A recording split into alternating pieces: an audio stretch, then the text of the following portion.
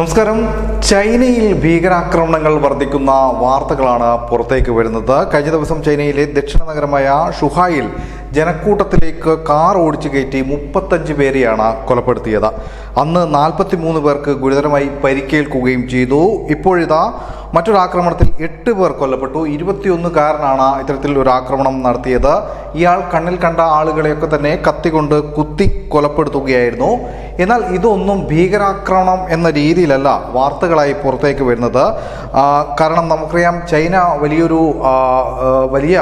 ഒരു ശക്തിയായി വളർന്നു എന്ന് അവർ തന്നെ പറയുമ്പോൾ, ഇത്തരത്തിൽ ചൈനയിൽ ഭീകരാക്രമണങ്ങൾ ഉണ്ടാകുമ്പോൾ അത് തങ്ങൾക്ക് ദോഷമായി ബാധിക്കുമെന്ന രീതിയിൽ തന്നെയാണ് ചൈന കരുതുന്നത്.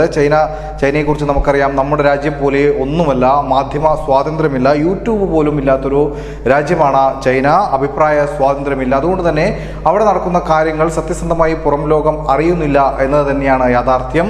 പലപ്പോഴും അവിടെ പ്രാദേശികമായി അവിടെ നിന്നും ലഭിക്കുന്ന വിവരങ്ങളാണ് ഈ തരത്തിലെങ്കിലും വാർത്തകളായി ലോകത്തേക്ക് എത്തുന്നത്. അവിടെ ഭീകരാക്രമണം എന്ന രീതിയിൽ തന്നെയാണ് ഇത്തരത്തിലുള്ള ആക്രമണങ്ങളൊക്കെ തന്നെ നടക്കുന്നത്.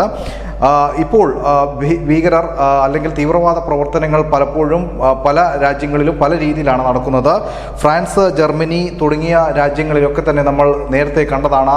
ഈ തീവ്രവാദികൾ ജനക്കൂട്ടത്തിനിടയിലേക്ക് ട്രക്കുകൾ ഓടിച്ചു കയറ്റി ആളുകളെ കൊല്ലുക, അല്ലെങ്കിൽ അത്തരത്തിലുള്ള വാഹന അപകടങ്ങൾ ഉണ്ടാക്കുക. ഈ രീതിയിലാണ് തീവ്രവാദ പ്രവർത്തനങ്ങൾ അല്ലെങ്കിൽ ഭീകരാക്രമണങ്ങൾ ഈ രീതിയിലേക്ക് മാറിക്കൊണ്ടിരിക്കുകയാണ്. അതേ രീതിയിൽ തന്നെയാണ് ചൈനയിലും ഈ തുടർച്ചയായിട്ടുള്ള ഇത്തരത്തിലുള്ള ഭീകരാക്രമണങ്ങൾ നടക്കുന്നത്. എന്നാൽ ചൈന ഇത് ഭീകരാക്രമണം ആണ് എന്ന് ഇതുവരെയും സമ്മതിച്ചിട്ടില്ല. പക്ഷേ ആ രീതിയിൽ ഭീകരാക്രമണം എന്ന് തന്നെയാണ് മനസ്സിലാക്കാൻ സാധിക്കുന്നത്. അതുകൊണ്ട് തന്നെ ബ്രിക്സ് ഉച്ചകോടിയിലടക്കം ചൈന എടുത്ത നിലപാടുകളും ഇതോടൊപ്പം കൂട്ടിച്ചേർത്ത് വായിക്കേണ്ടതാണ്. ബ്രിക്സ് ഉച്ചകോടിയിൽ തീവ്രവാദ പ്രവർത്തനങ്ങൾക്കെതിരെ ശക്തമായ നടപടി സ്വീകരിക്കണമെന്ന് ചൈന ആവശ്യപ്പെട്ടിരുന്നു. ചൈനയിലടക്കം ഭീകരാക്രമണം വർദ്ധിക്കുന്നു എന്ന് തന്നെയാണ് ചൈന പറയാതെ സമ്മതിക്കുന്നത്. News desk, news India Malayalam.